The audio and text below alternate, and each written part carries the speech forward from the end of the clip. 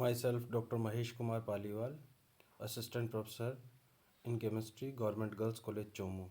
बच्चों, आज हम बीएससी पार्ट सेकंड का केमिकल इक्विलिब्रियम का टॉपिक का अंतिम चैप्टर जो है उसका अंतिम टॉपिक क्लेसियस क्लेपेरॉन इक्वेशन पढ़ेंगे और उसकी एप्लीकेशंस पढ़ते हैं। क्लेसियस क्लेपेरॉन इक्वेशन क्या होती है और उसके अनुप्रयोग क्या है, उसकी एप्लीकेशंस क्या है, इसके बारे में आपको विस्तार से आप बताया जाएगा।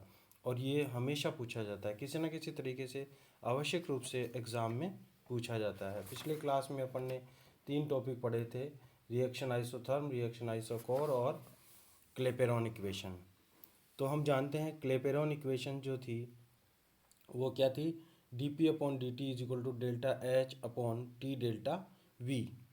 तो उसी से अपन क्लेसियस क्लेपेरॉन इक्वेशन प्राप्त करेंगे। तो क्लेपेरॉन समीकरण dp/dt is equal to delta H upon T delta V में यदि वाष्प के आयतन की तुलना में द्रव के आयतन को नगण्य मान लें तो क्लेपेरॉन समीकरण निम्न प्रकार की होगी।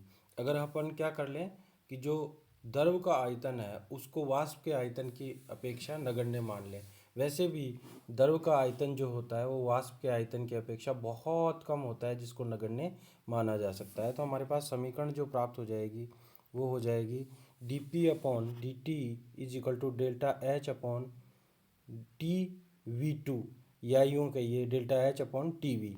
तो समीकरण 1 जो है उसका रूप हो जाएगा हमारे पास dp/dt is equal to delta H upon T. माना कि द्रव वाष्प आदर्श गैस समीकरण का पालन करती है तो PV is equal to RT होता है। यदि 1 मोल हमारे पास है तो V बराबर RT अपॉन P हो जाएगा। तो अब समीकरण 1 में V का मान रखने पर हमारे पास होगा dp/dt is equal to delta H upon T into P upon R T, या delta H into P upon R T square. लेकिन 1/p/dp/dt इज इक्वल टू होता है dln/p/dt। अतः 1/p/dp/dt इज इक्वल टू हो जाएगा delta H upon R T square. अर्थात dln/p/dt is equal to हो जाएगा delta H upon R T square, जो समीकरण 3 में है।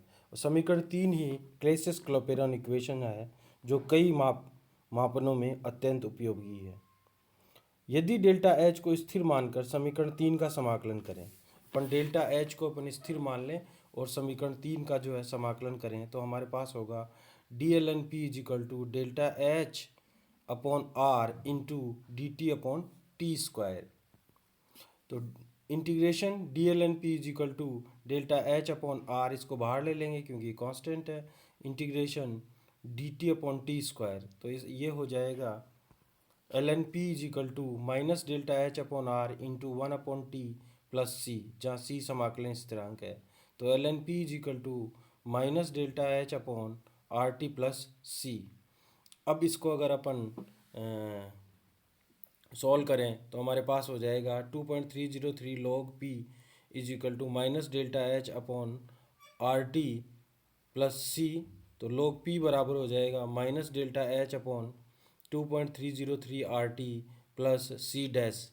और सी डैश जो है उसको अपन किसके बराबर मान सकते हैं, c अपॉन 2.303। क्योंकि देखिए अपन मान लो इस पूरी संख्या को ऐसे भी सॉल्व कर सकते हैं, जो ये वाली इक्वेशन है उसको 2.303 से भाग दे दें तो पहले में तो 2.303 से कट जाएगा और इसमें 2.303 रहेगा, दूसरी वाली में भी और तीसरी वाली में भी तो रहेगा। तो फिर इसकी जगह अपन ने एक नया कांस्टेंट ले लिया क्योंकि दोनों संख्या कांस्टेंट है, c भी कांस्टेंट है और 2.303 भी कांस्टेंट है। तो हमारे पास ये वाली इक्वेशन आ जाएगी। यदि T1 ताप पर वाष्प दाब P1 व T2 दाब पर वाष्प दाब P2 हो तो हमारे पास ये हो जाएगा log P1 is equal to minus delta H upon 2.303 RT1 plus C dash, ये समीकरण 4 हो जाएगी। और log P2 is equal to हो जाएगा minus delta H upon 2.303 RT2 plus C dash, जो समीकरण 5 हो जाएगी। इसको सॉल्व करते हैं अपन। तो समीकरण 5 में से 4 घटाने पर हमारे पास आ जाएगा log P2 minus log P1 is equal to हो जाएगा minus delta H upon 2.303 RT2 plus C dash minus delta H upon 2.303 RT1 plus C dash. अब इसको सोल्व करेंगे तो सी डैश से सी डैश कट जाएगा और जो है T1 वाली यूनिट है वो प्लस में हो जाएगी और माइनस जो T2 वाली यूनिट है वो किस में हो जाएगी, प्लस माइनस में हो जाएगी। तो हमारे पास अल्टीमेटली ये आएगा log P2 minus P1 log P2 minus log P1 is equal to delta H upon 2.303 RT1 minus delta H 2.303 RT2। अब इसको सॉल्व करेंगे तो हमारे पास आ जाएगा जो माइनस में है उसको नीचे और जो प्लस में है उसको ऊपर। तो log P2 upon P1 is equal to हो जाएगा डेल्टा एच अपॉन 2.303 R, ये कॉमन आ जाएगा, इंटू 1/T1 माइनस 1/T2। इसको सॉल्व करेंगे तो log P2 upon P1 is equal to delta H upon 2.303 R into T2 minus T1 upon T1 into T2, जो समीकरण 6। और समीकरण 6 ही क्लेसियस-क्लैपेरॉन इक्वेशन कहलाती है। ये सबसे इम्पॉर्टेंट है इस चैप्टर में और यही पूछी जाती है, बहुत इम्पॉर्टेंट है। अब अपन बात करते हैं क्लेसियस-क्लैपेरॉन समीकरण के अनुप्रयोग, एप्लीकेशंस ऑफ क्लेसियस-क्लैपेरॉन इक्वेशन। पहला है वाष्पीकरण की गुप्त ऊष्मा यानी कि डेल्टा एच वी अपन ज्ञात करें। तो हमारे पास फॉर्मूला है log P2 upon P1 is equal to delta H V upon 2.303 R into T2 minus T1 upon T1 into T2। तो इसमें डेल्टा एच वी ज्ञात कर सकते हैं, वही क्या है, वाष्पीकरण की गुप्त ऊष्मा है, यदि हमारे को P2 P1 T1 और T2 अगर ज्ञात है तो। इसी प्रकार डेल्टा एच एम भी ज्ञात कर सकते हैं जो कि गलन की गुप्त ऊष्मा कहलाती है। यदि हमारे पास डेल्टा एच एम ज्ञात करनी हो तो उसके लिए हमारे को P2 P1 और T1 T2 अपने को पता होना चाहिए, तो अपन इसको ज्ञात कर सकते हैं। दूसरा है क्वथनांक और हिमांक का परिकलन। यदि किसी द्रव का हिमांक या क्वथनांक किसी एक दाब पर ज्ञात हो तो उसे किसी अन्य दाब पर क्लेसियस-क्लैपेरॉन समीकरण की सहायता से परिकलित किया जा सकता है। देखिए यहाँ पर अगर P2 P1 delta H we अगर अपन को ज्ञात है और T1 ज्ञात है तो अपन T2 आराम से ज्ञात कर सकते हैं। फिर अपन तीसरी एप्लीकेशन है किसी अन्य ताप पर वाष्प दाब का परिकलन। वाष्प दाब, यदि हमारे को किसी द्रव का एक ताप पर वाष्प दाब ज्ञात हो तो इस समीकरण की सहायता से दूसरे ताप पर भी परिकलित किया जा सकता है। मतलब P1 और P2 अपन ज्ञात कर सकते हैं अगर हमारे को कोई भी 4 वैल्यू पता है, P1 delta H we T1 और T2 ज्ञात है तो P2 ज्ञात कर सकते हैं। अगर अपने को P2 delta H we T1 और T2 ज्ञात है तो P1 ज्ञात किया जा सकता है। मोलल, नेक्स्ट जो एप्लीकेशन है वो है मोलल उन्नयन स्थिरांक का परिकलन। अब मोलल उन्नयन स्थिरांक क्या होता है, Kb, जैसा कि नाम से ही पता है मोलल का मतलब एक मोल का होता है, याद रखिए। तो किसी विलायक के 1000 ग्राम में किसी भी विलय के 1 मोल को घोलने पर सैद्धांतिक रूप से विलायक के क्वथनांक में कितना उन्नयन या वृद्धि होती है उसे विलायक का मोलल उन्नयन स्थिरांक कहते हैं। शुद्ध विलायक में अगर विलय मिलाते हैं तो आप जानते हो उसका जो है वो क्वथनांक में उन्नयन होता है, ठीक है। अगर वो क्वथनांक में कितना उन्नयन होता है, 1000 ग्राम में अगर 1 मोल विलय का मिलाएं, विलायक हो शुद्ध उसमें 1000 ग्राम है और उसमें 1 मोल अगर विलय का मिला दें तो हमारे पास बॉइलिंग पॉइंट में कितना उन्नयन होता है, वही मोलल उन्नयन स्थिरांक कहलाता है। माना शुद्ध विलायक का क्वथनांक T है और विलयन का क्वथनांक T प्लस डेल्टा T है। तो माना वायुमंडलीय दाब P1 है तो क्लेसियस-क्लैपेरॉन समीकरण की सहायता से वाष्प दाब P2 का परिकलन किया जा सकता है। अतः ln P2 upon P1 is equal to हो जाएगा L upon R into 1/T minus 1/T plus delta T। हमने डेल्टा H की जगह क्या रख दिया, L रख दिया और T1 की जगह अपन ने रख दिया T और T2 की जगह अपन ने रख दिया T प्लस डेल्टा T। अब अगर इसको सोल्व करेंगे तो हमारे पास आ जाएगा ln P2 upon P1 is equal to L upon R into T plus delta T minus T upon T into T plus delta T। Solve करेंगे तो हमारे पास समीकरण 1 प्राप्त हो जाएगा। ln P2 upon P1 is equal to L upon R, यहाँ T1 से ये माइनस और ये प्लस कट जाएगा तो हमारे पास सिर्फ डेल्टा टी बचेगा, तो delta T upon T into T plus delta T हो जाएगा। अब टी की तुलना में माना डेल्टा टी का मान अत्यंत कम है, तो टी प्लस डेल्टा टी के बराबर पर टी रख सकते हैं। देखिए ऊपर तो डेल्टा टी रहेगा क्योंकि वैल्यू एज इट इज है, और नीचे टी प्लस अगर डेल्टा टी की जगह टी रख दें तो हमारे पास टी स्क्वायर हो जाएगा। तो समीकरण 1 का निम्न रूप हमारे पास हो जाएगा ln P2 upon P1 is equal to L upon R into delta T upon T square.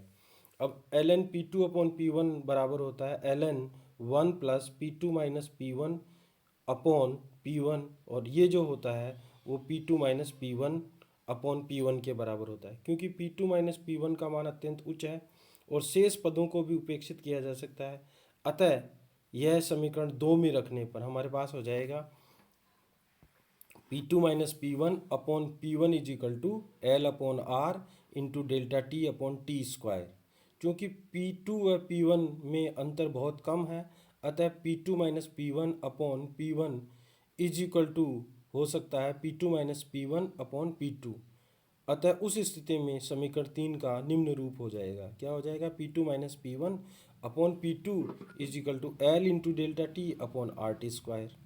अब P2 minus P1 upon P2 वाष्प दाब का अपेक्षित अवनमन है, relative lowering in vapour pressure है, और तनु विलयनों की स्थिति में राउल्ट के नियम के अनुसार n small n upon capital n के बराबर होता है। स्मॉल n आप जानते हो विलय की मोलों की संख्या है, जबकि कैपिटल N जो होता है वो विलायक के मोलों की संख्या है। तो small n upon capital M is equal to हो जाएगा L into delta T upon R T square. तो delta T is equal to हो जाएगा small n R T square upon capital N upon L। अब n जो है वो किसके बराबर हो जाएगा? Small w upon small m के, और कैपिटल N जो है वो capital W upon capital M के बराबर हो जाएगा। ये वैल्यू अपन रखते हैं तो हमारे पास समीकरण जो प्राप्त होता है वह निम्न समीकरण प्राप्त होता है। Delta T is equal to small w into capital M upon small m into capital W into R T square upon L। ये मैं आपको बता ही चुका हूँ पहले, n और n की किसके बराबर होगा। यदि विलय का 1 मोल विलय के 1000 ग्राम में घुला हो तो W upon small w upon small m बराबर 1 हो जाएगा और कैपिटल W बराबर हो जाएगा 1000 ग्राम। तो हमारे पास समीकरण हो जाएगा delta T is equal to capital M upon 1000 into R T square upon L, और कैपिटल M और कैपिटल L जो है वो स्मॉल m के बराबर होता है प्रति ग्राम वाष्पीकरण की गुप्त ऊष्मा। तो हमारे पास समीकरण का रूप हो जाएगा delta T is equal to R T square upon small l into 1000। अब देखिए परिभाषा के अनुसार विलय के 1 मोल को विलय के 1000 ग्राम में घोलने पर विलय के क्वथनांक में हुई वृद्धि को मोलल उन्नयन स्थिरांक कहते हैं। अतः Kb बराबर हो जाएगा are T square upon small l into 1000, और R की वैल्यू 2 ग्राम कैलोरी के बराबर होती है, तो इसकी वैल्यू रख सकते हैं अपन। क्या हो जाएगा? Kb इज इक्वल टू 2 को अगर 1000 से डिवाइड करते हैं तो 0.002 आता है, और टी स्क्वायर है ही, और स्मॉल अपॉन स्मॉल l हो जाएगा। तो अल्टीमेटली हमारे पास Kb बराबर हो जाएगा 0.002 into T square upon small l। इस प्रकार से अपन मोलल उन्नयन स्थिरांक की गणना कर सकते हैं। ऐसे 4 एप्लीकेशंस होती हैं क्लेसियस क्लेपेरॉन की, और ये क्वेश्चन पूछा जाता है क्लेसियस क्लेपेरॉन समीकरण बताइए और उसकी एप्लीकेशंस को स्पष्ट कीजिए।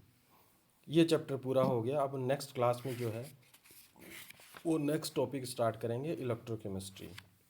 धन्यवाद।